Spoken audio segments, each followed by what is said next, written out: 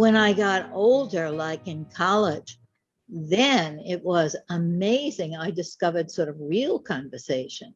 There was something wonderful about just hearing people talking, that kind of conversation where people are building on each other's words, where you stay up all night trying to hash out things together, where you're sparking each other and surprising things happen. And instead of feeling alone and helpless, you begin to feel empowered in a way that in a real conversation, what I'm calling a real conversation, you experience life moving through you as an individual and life moving through the conversation and through the participants in the conversation. It's just an amazing experience of surprise and an experience of settling into the conversation, into yourself. And at the same time, it's being unsettled. There's always a kind of unsettledness in conversation. Like, what? They said that? How can that be? What is that? And in a real conversation, instead of just reacting to the what, that can't be, one looks at it like a new ingredient and says, oh, how could this fit into the whole? What could be true about that?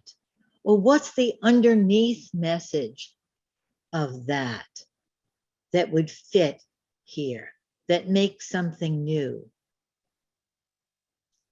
And the amazement that each person, each voice adding something, Jean would call it thickens, like thickens the broth.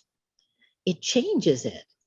And the whole universe of the conversation becomes wider and deeper each time someone adds something. We sometimes really love the simpatico conversations, the harmonious conversations, where we're all agreeing from different angles and we're all saying, yes, yes, yes. But for me, the most generative conversations are the ones where there are sort of discordant notes that come in there. The ones where we're sort of shaken up and, oh, I didn't know that person felt that way, or how would it be to feel that way? Or how would it be to look at this situation like that? That seems so wrong to me, but let me hear more. So that kind of what I'm calling genuine conversation or real conversation or focusing conversation or generative conversation requires something, and it requires this openness to surprise. And what Gadamer says is that we have to lay all of our most cherished assumptions at the altar of the conversation. So now I'm bringing Gadamer in as a much older adult, as a psychotherapist, psychoanalyst. I studied Hans Gadamer, and he is the conversation person. You know, he just, his whole life, he just loved conversation and saw conversation, this kind of generative conversation, as saving the world. And a quote from him, and I'm going to read it twice so you could take it in. There is no higher principle than this: holding oneself open to the conversation. There is no higher principle than this, holding oneself open to the conversation.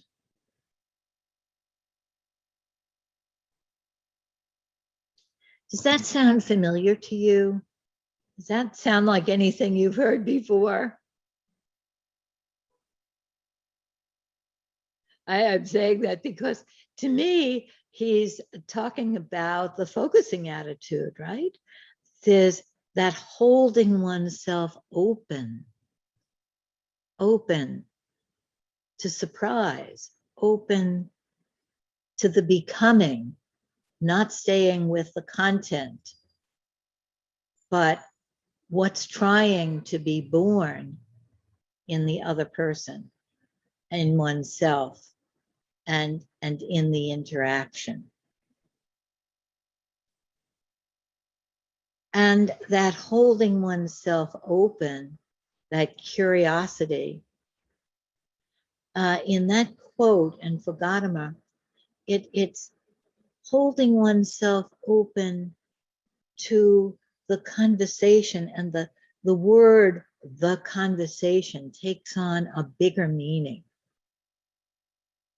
It's worth it because of the conversation. The conversation is something sacred.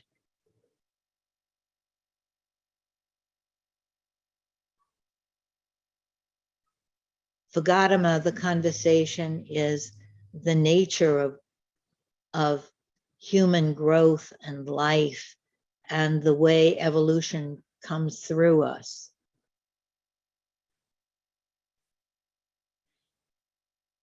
And we can sense in there the parallels with focusing. Focusing we can think of as a conversation with ourselves, right?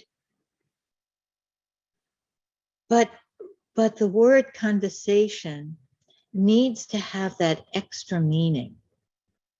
Because if we say focusing is a conversation with ourselves, then focusing could be when I say, oh, Lynn, you should have prepared this talk better, and you don't have your notes in order. And then myself says, but I couldn't do that because of blah, blah, and blah, blah. And then I say, but that's just an excuse, blah, blah, blah, blah. Now that's a conversation, but that isn't a conversation, right? With a capital. That's not focusing. Focusing is when I say, Lynn, you should have prepared your talk better. And then, but blah, blah, blah. But then something says, oh, what is the better? You know, what's the feeling of that? What's in that? It's that going to the implicit, to the more, that makes a focusing. And it's going to that place of the more that makes a conversation with a capital C. It's always a real conversation, listening to what the other person is trying to get at, the more of the other person, listening at the same time. And this is very difficult for all of us, like patting your head and rubbing your stomach, but listening to what is stirred in us, what is arising in us. And then the third part, even more complicated, and we have to really practice this, is listening to the flow of the whole thing. What's leading to what? How this came from that. It seems like this person said this out of left field. Is it left field? What does it do when that comes in there? Listening to the connections, listening to the more of the conversation, not just the content. So I think of conversation between people, dialogue and group conversation and communal conversation as a parallel to focusing. And focusing and conversation are an interweaving of that real dialogue with ourselves and the real dialogue with the other and with the larger. And that larger has to always be there. And that's sort of the sacred element. It's that place where we are committed to carrying each other forward. But the committed isn't something like from my head that I've decided. The committed is something that takes hold of us. It has its own life and it wants us. This whole big life force, cares about our inner conversation with ourselves and our conversation with each other and with the world. And it grabs us into this life flow and we become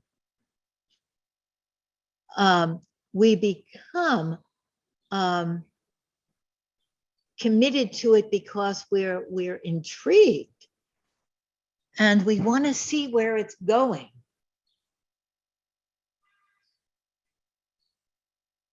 A conversation with ourselves or with a community is something that's going somewhere. But what when it isn't going somewhere with ourselves and with a group? When it's stuck. I mean, there's nothing more frustrating and imprisoning and thwarting and disempowering and helpless making than being caught in a circular or stuck conversation. Either a conversation where people are just complaining about something altogether, or a conversation where one person throws out this and then the other person counters it with this and then argues this and nobody's listening to each other and people are talking over each other and just waiting till the person says something so they could say the other thing, and they're thinking about winning the conversation or losing the conversation. Oh my God, it is the worst, right? And when we do that in ourselves, we do it in ourselves, right? It's the worst. It keeps us up at night. I mean, good conversation can keep us up at night too, but it's a whole different thing, isn't it? So when a conversation has gotten stuck or repetitive or dull, then we can turn to, why is it stuck? And this is such an important part of it. What are the elephants here that aren't being named? What can't we say? Why can't I say that? Why can this not be said in this conversation? So we don't just blast through that. Oh, there's the elephant. And in my youth, in our encounter groups, we would just blast through it. You're not facing your blah, blah, and I feel blah, blah. And there was something very exciting, but something very destructive in those early encounter groups. And what I've learned over a lifetime of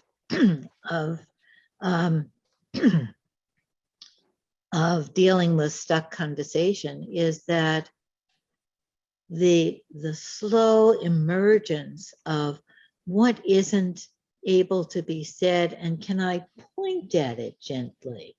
Can I speak of it from myself? I can't say this here now. What's in the way of our talking about such and such? is there a way that we could look at such and such? There are these little steps, and focusing teaches us about the little steps of change, where we have to start from noticing the tail of the elephant and slowly getting closer to being able to name the whole elephant with the other people, right? Not just by ourselves, not foisting it on the others, but enlisting it.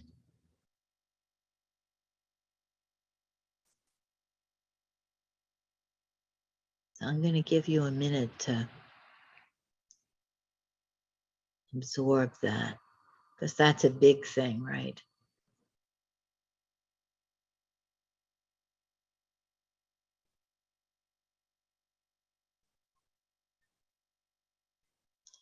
Before we go any further, I want to give you a moment to focus in on a conversation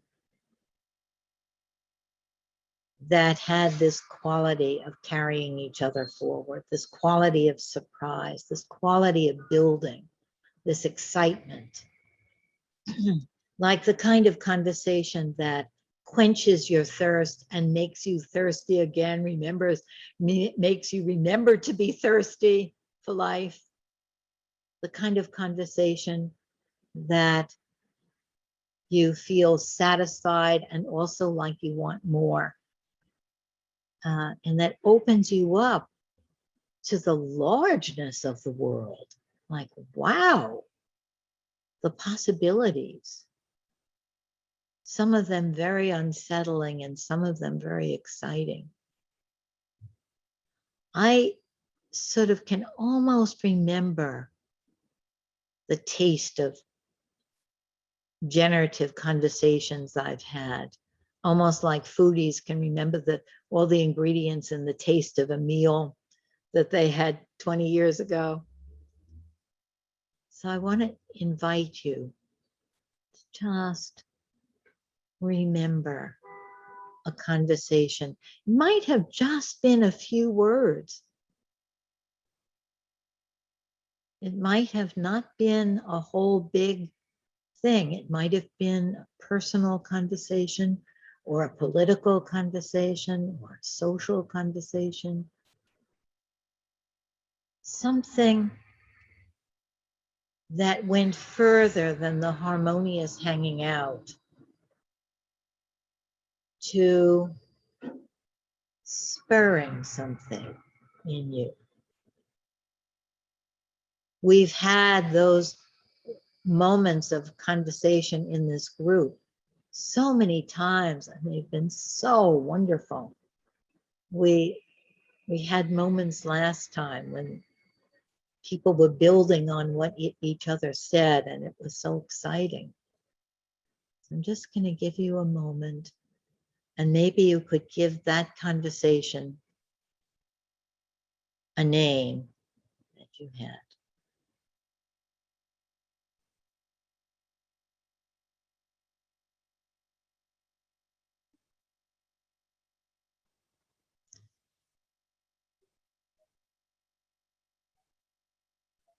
And then I want you to reference what I'm going to call a pseudo conversation, something that's passing for a conversation, that's not a conversation.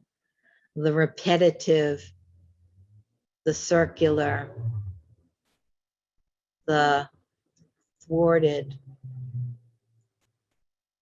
one of those frustrating interactions. And I'm not going to torture you by making you stay with that very long. Although it is very helpful to actually examine the nature of those. But just reference it and give that a name. The conversation you get stuck in, you try to avoid.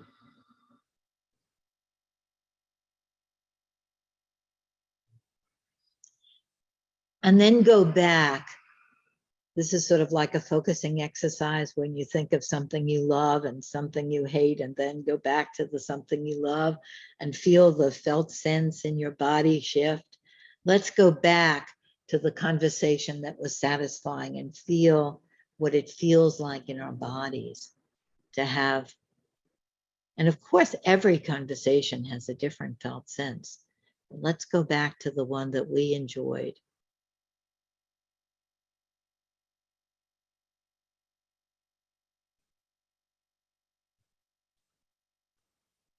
And just feel that in your body.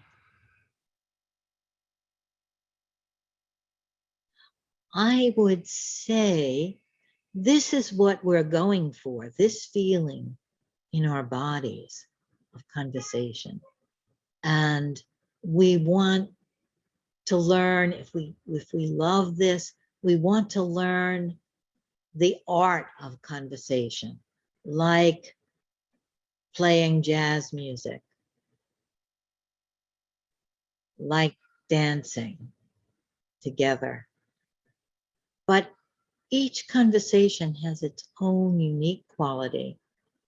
And we sometimes say that we fall into conversation. It isn't something intended, and it happens. And then we have to know how to grab it, how to ride it. And it's like surfing. And when the going gets rough, to stay there. Don't get caught in that wave of some disagreement or some aversion. Ride that wave of the conversation itself, the life force of it, the carrying forward movement of it. Don't get distracted by the mosquitoes at the beach. Stay there with the wave that you're riding.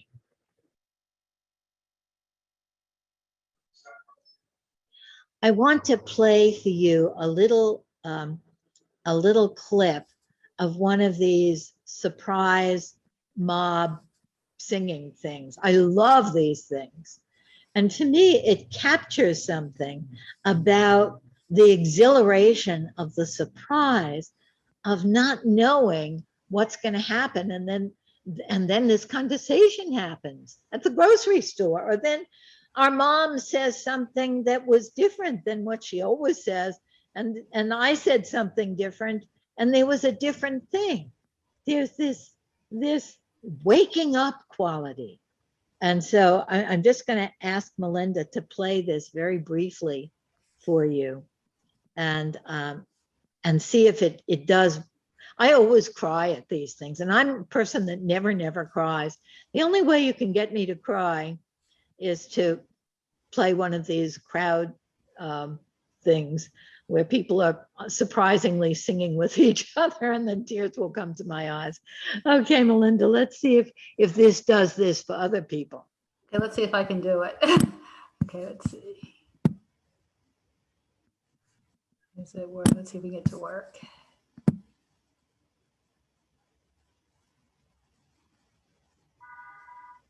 Can people hear?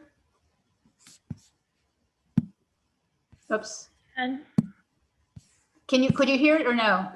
We can hear you, but we can't hear anything else. yeah, Okay. Okay.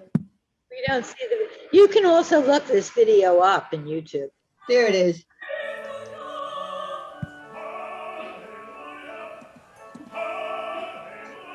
This is in a food court.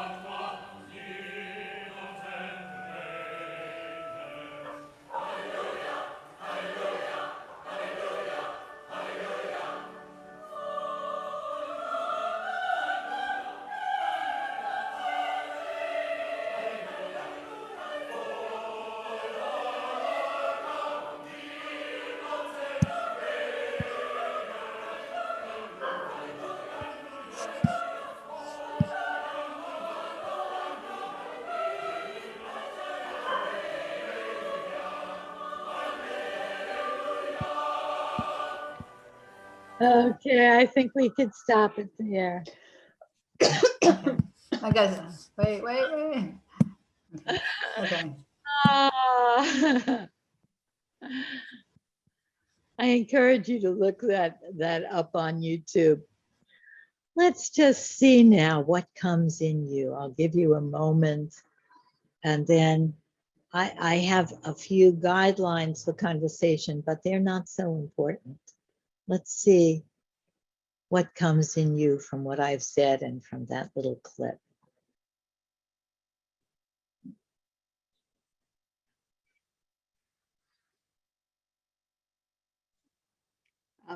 I'll just say one thing that I think the key thing in a conversation that feels real is there's a quality of a kind of union state, I think. So in this clip you played, and in my recollection of a situation where someone really kind of heard me in a new way, and it was just like, some coming together moment that felt really special, like, Yeah, you know I, definitely a coming together moment. yeah.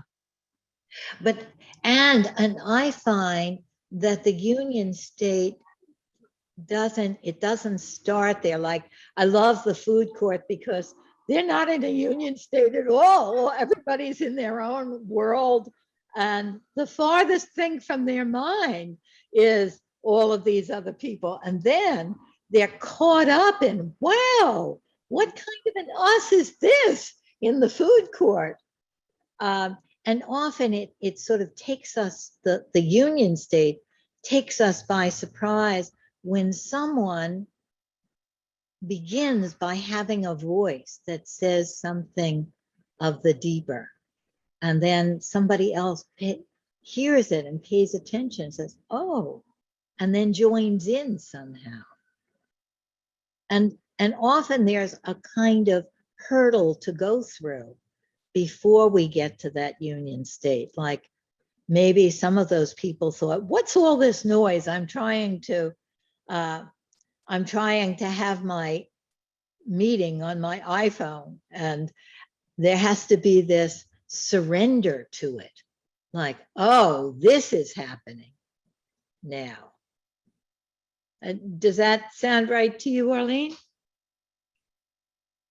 Yeah, absolutely. It can literally take you by surprise, Absolutely, even yes. like you're saying, a small conversation when somebody in the conversation I'm thinking of heard me in a way that registered their interest and concern, and it was really a surprise. It was like, really, we could talk like this, Right. This is possible. this is happening even. Yeah.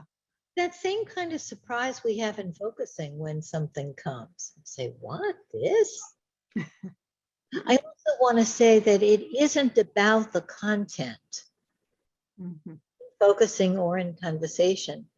It's about the process of both understanding and making something new. It's like a process, a dance of understanding. Oh, I understand this in myself or in the other. And then there's this.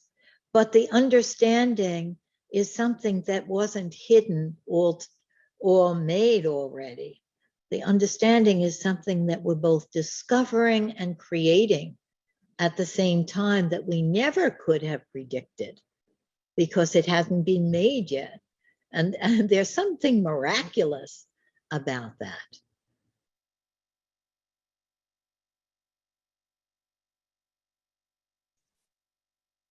Anybody else, whatever is there for you?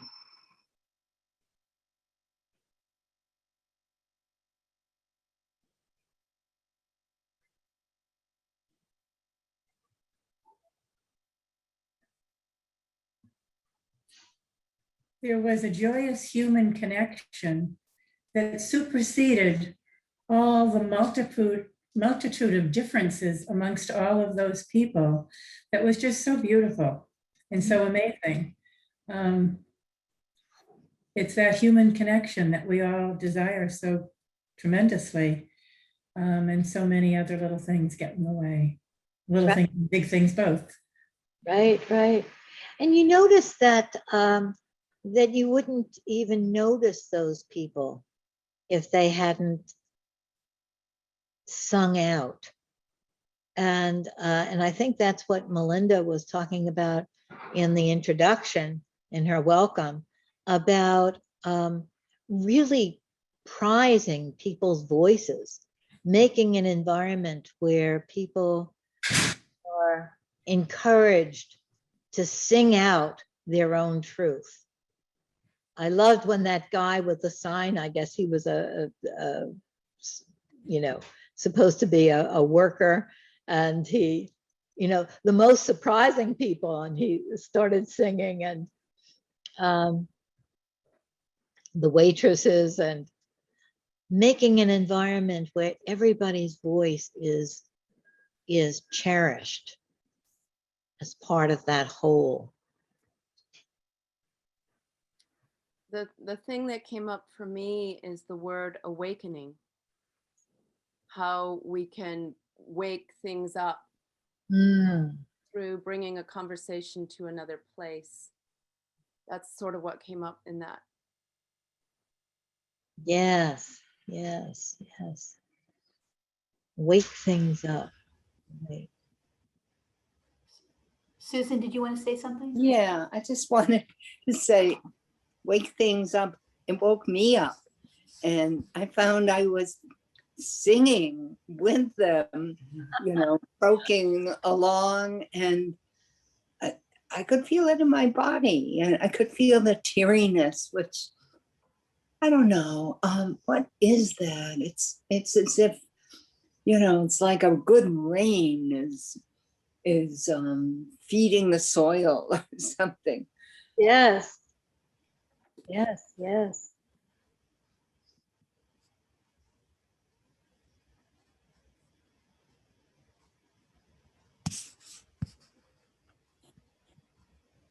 Well, I don't know if this applies, but this is something that happened to me yesterday that was totally new, which is I'm living in a co-housing community, and we have our routines in the morning, and I'm used to having breakfast by myself.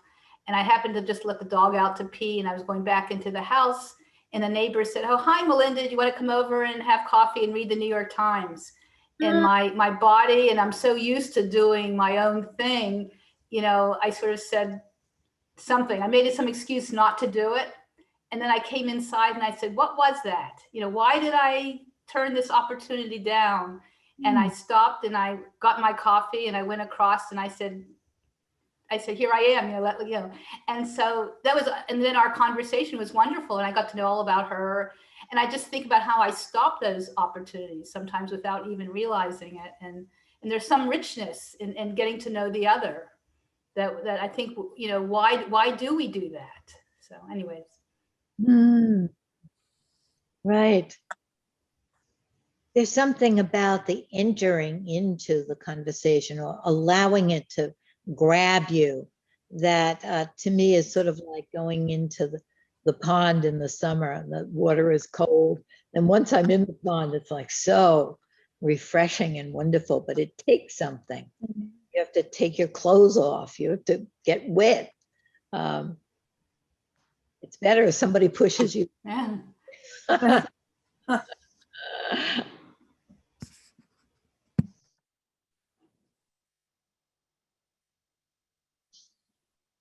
That I just want to say, when I said better if somebody pushes you in, I was thinking, well, it's better for some people to be pushed in. It's better for other people to be invited in. It's better for other people to have a hand, helping you down the steps of the dock. It's better for other people to sort of wade in gingerly, step by step, and everybody enters the conversation differently. I'd like to point out something, Lynn, and that is in order to have the kind of conversation you're talking about, I think you need to feel safe. You need to feel safe. Yeah. Right. Nancy and I do a class for parents that are going through divorce. And one piece of that program is how do you talk to the other former partner as a divorce is proceeding? How can you talk? Do you listen to learn like you're talking about, or do you listen to rebut? And none of that happens if you're not feeling safe. Absolutely. Absolutely. Yeah, I just think to that point, a lot of conversation is about the need to create safety. You know, that's a big part of conversation that can lead to something that's deeper. Yes. Yes. I think you have to consciously know how somehow to do that. Yes. Yes. That's one avenue, is to talk about it. I think another avenue is that when you speak, like the first person who sang in the food court, it's certainly not safe to sing loudly in a food court.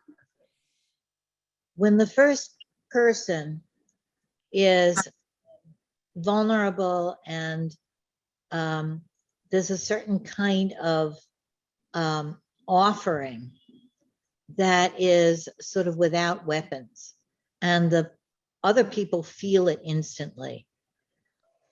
We also, through focusing, can make safety, each of us, in an instant, by the way you look at the person, by what's communicated in the felt sense. It's very, very powerful. You create the intersubjective field, the atmosphere, how you're being. And sometimes it can be explicit, how we're creating safety, but other times, in other situations, it's just like in that food court, you're just taking that chance to sing. And other people will wake up and want to join.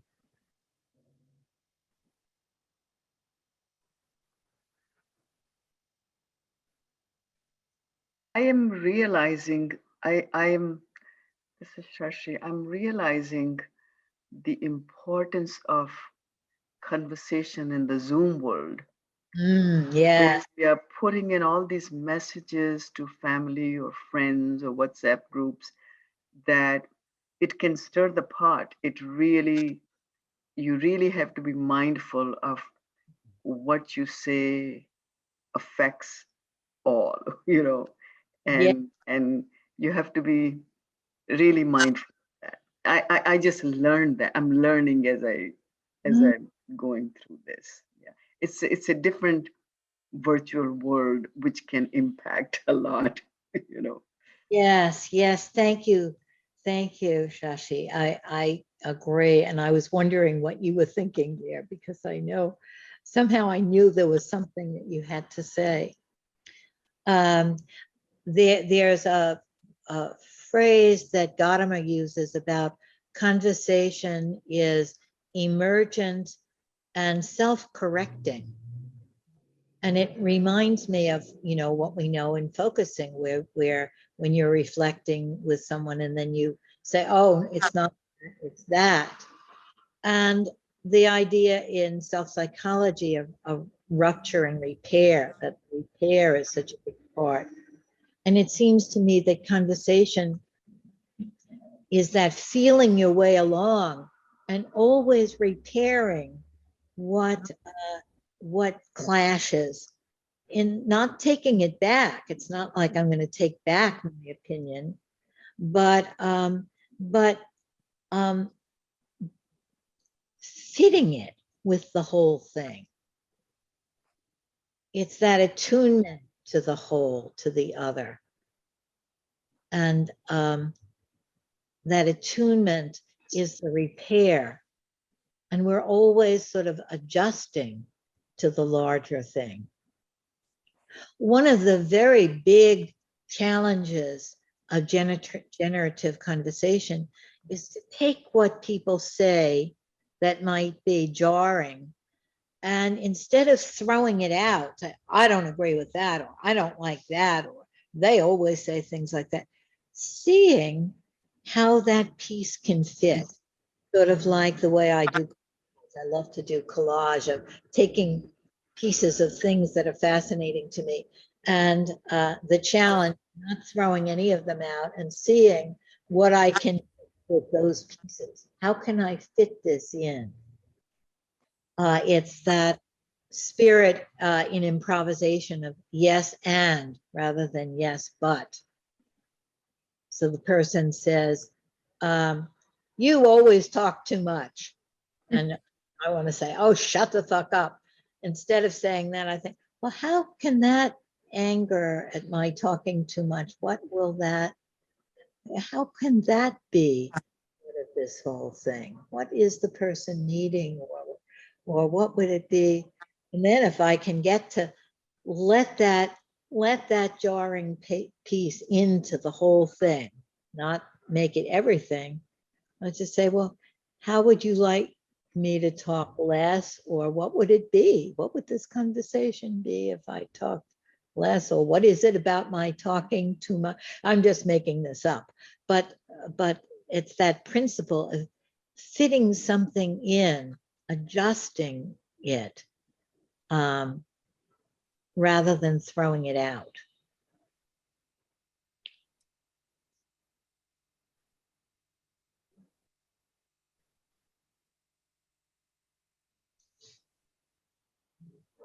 That takes a lot of personal work, Lynn. But the personal work, I know I'm selling something here. I can feel it. The personal work isn't something you do and then you have the conversation. The personal work you're doing through the conversation. You it's not the time, right? And that's what we know about focusing. When you're a focusing partner, you mess up every time, but that doesn't stop it. Then you just keep correcting, and the partner will correct.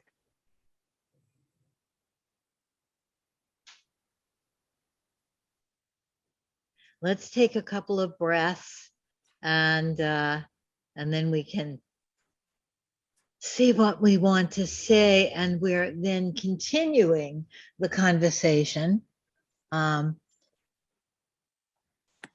that we had in the small groups by sharing, using that as a way of initiating this conversation about the nature of conversation.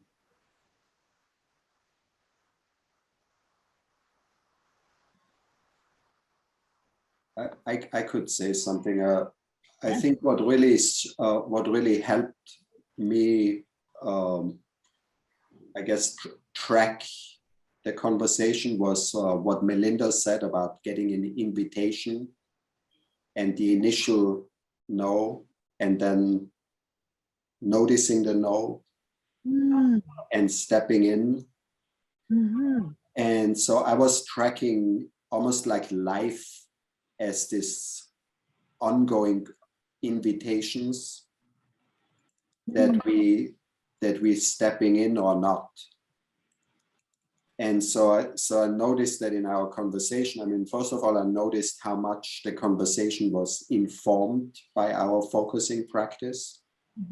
I think it was very clear that the three of us are really able to connect to a felt sense and able to, I guess, step into the invitation of spaciousness that has been there, which made it very rich, the conversation. And it had such a beautiful flow, which wasn't switching channels from one person to the other, but there was always a clear connection point. Even if we didn't talk about that person's content or about what they said, there was always a clear connection point into what emerged next. And it kept deepening into almost like coming from a deeper and deeper place. Beautiful. Wow. I'm just taking that in deeply. Sense of the flow, the sense of the life coming through it.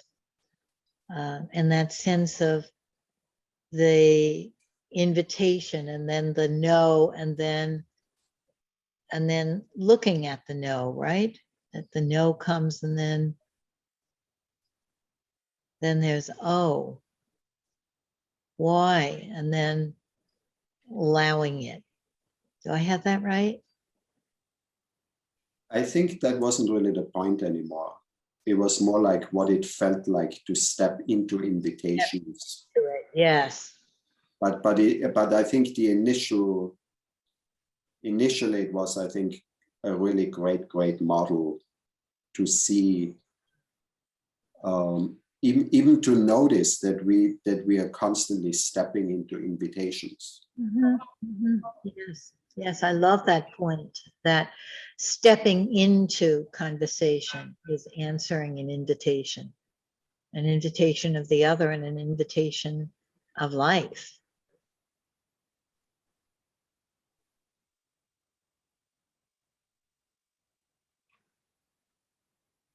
What's come to my awareness in a completely new way today is also that thing of to step into the invitation with crossing a threshold, and it's that crossing the threshold that is such a an often unnoticed kind of moment, and there's so much in it.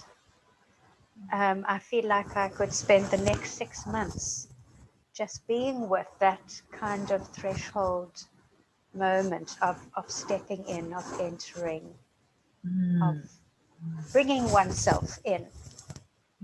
Yes, yes, yes.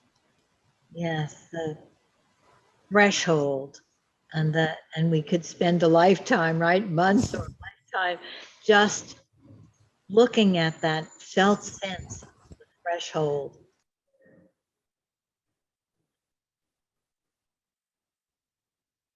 In our group, it was actually the opposite in terms of we were discussing when we're in a group and that shuts down that openness, that, and how we can handle that. And what happens when we don't have our own breath in the room because of that, and how to be able to talk about our negative feelings and reactions when that happens. Yes. Help Vivian a little with this, with her group. So say that again. We were trying to help Vivian with her group, with her own group. But we were all responding because we've all had that experience of being in a position where we're not heard. Yes, yes, yes.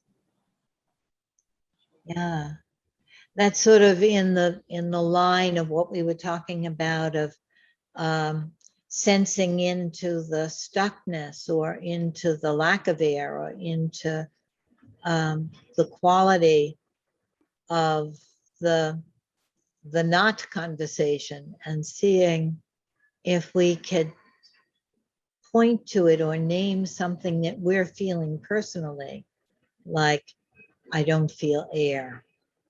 What's happening here that I don't feel air, right? Just some simple way of naming it for ourselves, and that's so hard. Was there anything that your small group could share with us about something that you came to in that exploration? Don't know. We were exploring different ways that we could handle our feelings around that, like not shaming the other person, or you know, keeping it within our own. Vivian, I don't know if you want, I don't want to put you on the spot, but you know, setting certain, in her position of setting a rule, you know, in the group, without directly talking to that person. But it was it's not a, it was more of a formal group, because it's informal and formal, right? So there's different ways of handling things depending upon what the group is too. So I don't know if anybody else in my group wants to say anything, but it's okay. Well, I think I could ask Vivian, and I think that Vivian, you would feel free to say, I don't want to comment on it now, right? And that kind of, yeah. When Lynn, mentioned my name, I know it's time for me to talk. Okay. Actually, that's Lynn's last sentence. To remind us how to put this additional piece into what I have now. Maybe not the piece that I'd like to have in my plate, but since that piece is there, so how can we work out that in a group? That's difficult, as Lenore mentioned, when someone is difficult there and I can't breathe, I can feel, the air. But it's also an interesting experience trying to create a space for everybody to be able to breathe again.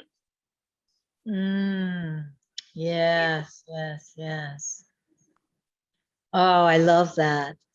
I can imagine saying to the group, can we try together to create a space where everybody can breathe again? How will we do that? And then see what comes from other people.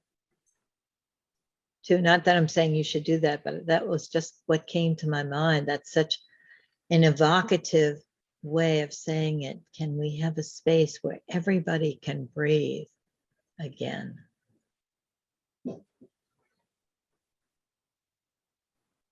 I think I would like to add one more point here. It's like Chinese, I think, we have a different culture here. So it's actually a bit dangerous to say I can breathe here in a group. It's a bit well, it's a bit risky culturally, I would say. So what actually we did is to set up a rule about what we can do or can talk in a group and not to do something else. And so that when the rule comes out and everybody need to follow that, and that space naturally came out with that rule. That's what I did. And that helped Vivian to create a rule? So far so good.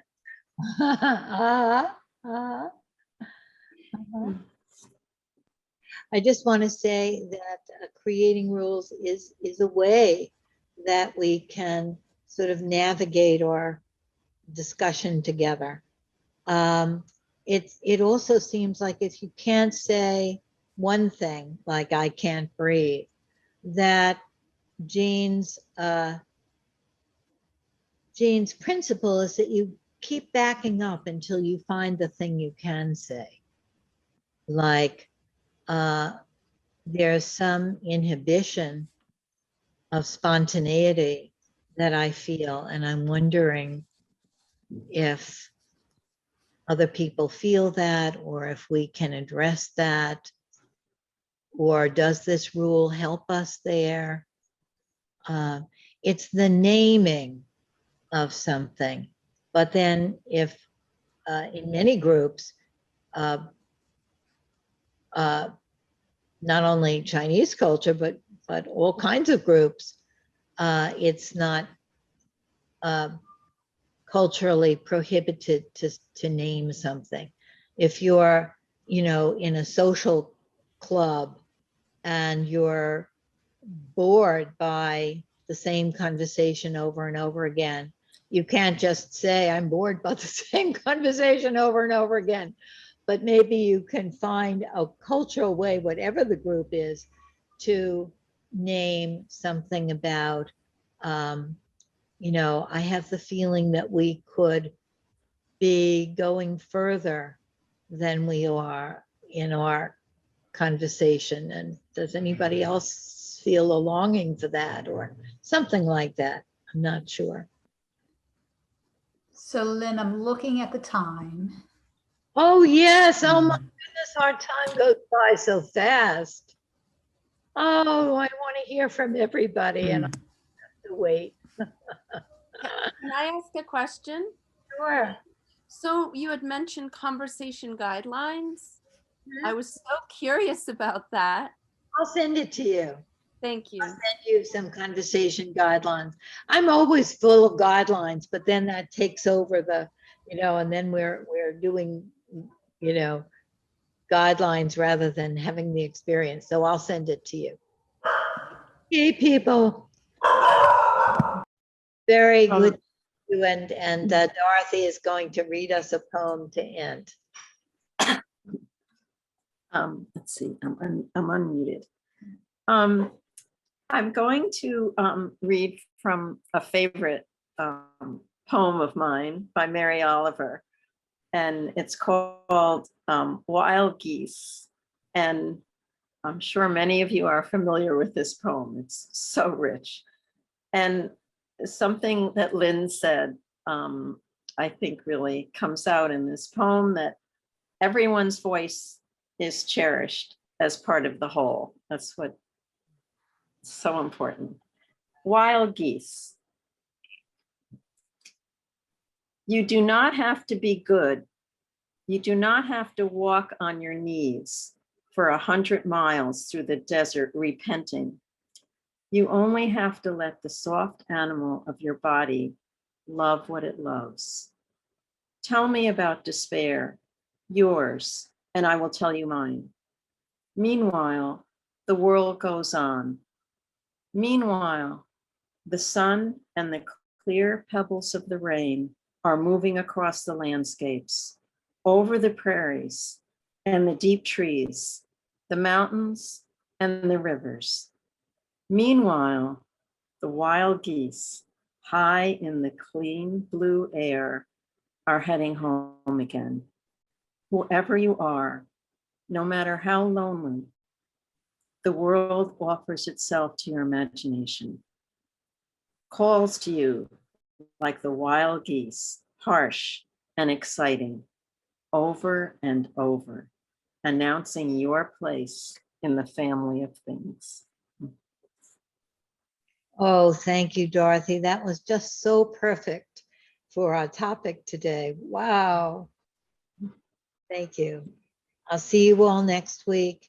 And please invite your friends to come and join us, because we always have room for new voices.